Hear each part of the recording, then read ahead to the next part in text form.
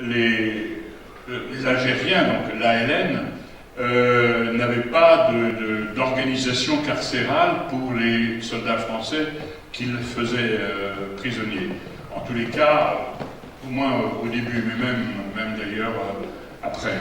Donc, en l'absence de ces structures, lorsque le soldat était fait prisonnier, très souvent à la suite d'un guet-apens, etc., ou même enlevé, mais c'est encore un autre sujet assez terrible d'ailleurs, eh bien, ils étaient réunis à plusieurs soldats, et les cadres algériens de l'ALN, qui, pour certains d'entre eux, avaient servi dans l'armée française en Indochine, ou en Indochine, ça se pratiquait aussi beaucoup, qui étaient ce qu'on appelle les prisonniers nomades, puisqu'il n'y avait pas de structure pénitentiaire ou carcérale.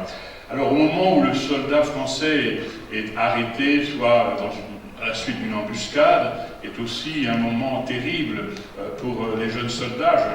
Je l'ai vécu qu'une seule embuscade, et je peux vous assurer, enfin pour ceux qui l'ont vécu aussi, savent très bien que c'était un moment terrifiant. Moi j'étais dans le service de santé, et je n'avais pas, comme on le sait, j'avais un pistolet, je ne me suis jamais d'ailleurs servi, mais c'était terrible parce que tous ces garçons qui avaient des images de films américains, de généraux combattants, etc., se retrouvaient d'un seul coup sous les balles, et les balles, c'était pas des mouches, des frelons, c'était des balles réelles, et là, il y avait des comportements psychologiques assez terrifiants, certains... Ce reportage vous est proposé par Acto Consulting, entreprise spécialisée dans la transformation digitale en Europe de l'Ouest et en Afrique centrale. Nos services: conseil et intégration Customer Experience, conseil et mise en place de vos programmes de carte de fidélité, outsourcing informatique. Retrouvez-nous au 15 rue d'Aïol, 75 001 Paris, sur www.acto-consulting.com, sur contact@acto-consulting.com et au 00337 83 98 7422. Acto Consulting. Il y a aussi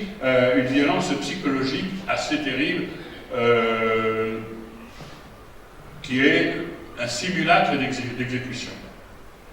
On prend un des prisonniers nomades, on l'emmène dans un coin, et puis là on lui dit eh bien, si tu es chrétien, tu te mets à genoux et tu vas réciter la prière de ton choix. Et nous avons un tribunal et nous allons discuter de ton sort, hein, à peu près ce qui se passe. Et donc ils organisent un tribunal en pleine nature. Ils font venir un Algérien qui semblerait être un avocat, enfin en tous les cas, et qui va prendre la défense du prisonnier.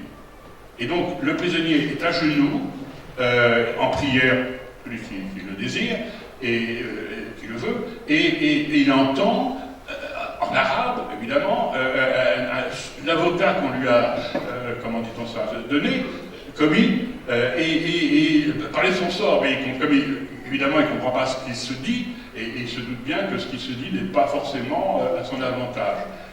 Et ensuite, très souvent en tous les cas, on revient vers lui et on lui met un fusil sur la tempe et on lui dit il faut que tu dises une deuxième prière. On lui dit ça y est, c'est fini. Ou alors il voit arriver un type qui va devant lui sortir des énormes couteaux.